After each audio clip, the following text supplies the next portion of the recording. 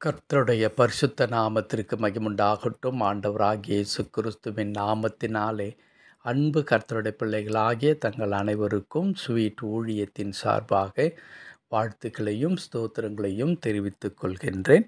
எசேக்கியேல் தீர்க்கதரிசியின் புத்தகம் 37ஆம் அதிகாரம் 4வது வசனம். எசேக்கியேல் 37ஆம் அதிகாரம் வசனம் 4இன் இறுதி பகுதி. உலர்ந்த எலும்புகளே, கர்த்தருடைய வார்த்தையை கேளுங்கள்.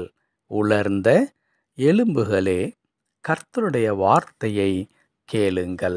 என் அன்பு கடவுளுடைய பிள்ளைகளே, இந்த 37ஆம் அதிகாரம் முழுவதும் நீங்கள் வாசிக்கும் பொழுது உலர்ந்து கிடந்த எலும்புகள் உயிரடைந்து ஒரு பெரிய சேனையாக நின்றது என்கிறதான அற்புதமான காரியத்தை நாம் வாசிக்க முடியும். எசேக்கியேல் தீர்க்கதரிசிக்கு ஆண்டவர் தன்னுடைய ஆவியிலே அது தரிசனமாக காண்பிக்கிறார். பள்ளத்தாக்கு முழுவதும் உலர்ந்த எலும்புகள் ஆங்காங்கே சிதறி கிடக்கின்றது. ஆனால் இவைகளை பார்த்து ஆண்டவர் சொல்லுகிறார், இவைகளுக்கு உயிர் அடையுமா என்று கேட்கும் பொழுது அந்த தீர்க்கதரிசி, ஆண்டவரே நீர் அதை அறிவீர் என்று சொல்லுகின்றார். அப்பொழுது கடவுள் சொல்லுகிறார், நீ இந்த உலர்ந்த எலும்புகளை பார்த்து இப்படி சொல்லு என்று வாசிக்க கேட்ட அந்த வார்த்தை தான் வாசிக்கிறோம். உலர்ந்த எலும்புகளே, கர்த்தருடைய வார்த்தையை கேளுங்கள் என்று சொல்லப்படுகிறது. இந்த உலர்ந்து போன எலும்பு என்பது எதை குறிக்கிறது? முடிந்து போன ஒரு நிலைமையை குறிக்கிறது. எல்லாமே அழிந்து போன ஒரு நிலைமையை குறிக்கிறது. எல்லாவற்றுக்கும் ஒரு முற்றுப்புள்ளி வந்துவிட்ட ஒரு நிலைமையை குறிக்கிறது. ஆனால் என் அன்பு கடவுளுடைய பிள்ளைகளே, அப்படிப்பட்டதான எலும்பை பார்த்து தான் கடவுள் சொல்லுகிறார், நீங்கள் கர்த்தருடைய வார்த்தையை கேளுங்கள். அப்படி கர்த்தருடைய வார்த்தையை கேட்கும் பொழுது என்ன நடக்கும் என்பதை அடுத்தடுத்த வசனங்களிலே வாசிக்கிறோம். அப்பொழுது உயிர் அடைவீர்கள். உயிர் அடையும் பொழுது நரம்புகள் உங்கள் மேல் வரும், உங்கள் மேல் மாம்சம் உண்டாகும், தோலினால் மூடப்படுவீர்கள். அது மாத்திரமல்ல, நீங்கள் ஒரு பெரிய சேனையாக எழுந்து நிற்பீர்கள் என்று சொல்லப்படுகிறது.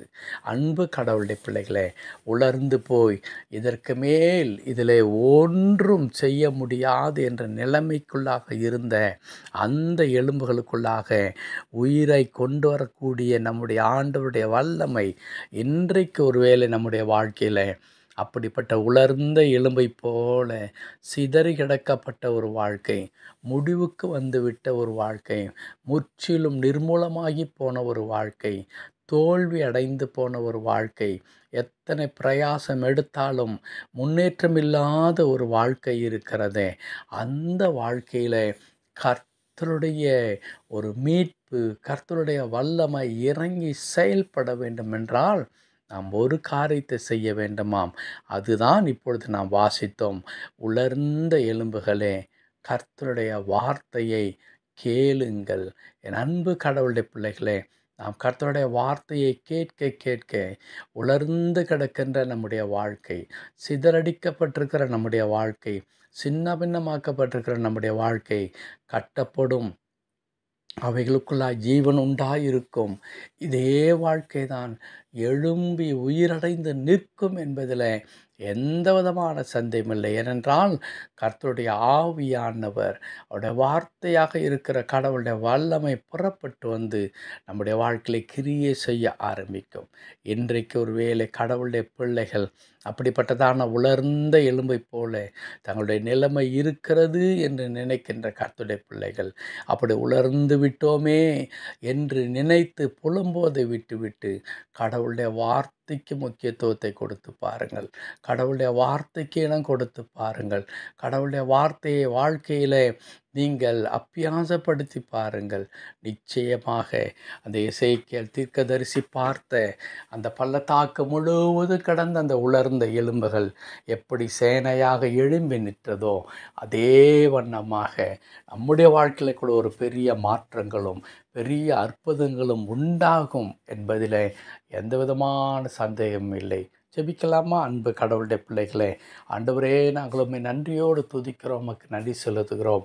உலர்ந்த எலும்புகளுக்குள்ளாக ஆண்டவரே உம்முடைய வல்லமையை அனுப்பி அவைகளை ஒரு பெரிய சேனையாக எழும்பி நிற்க வைக்கக்கூடிய அந்த வல்லமை உம்மிடத்தில் இருக்கிறது.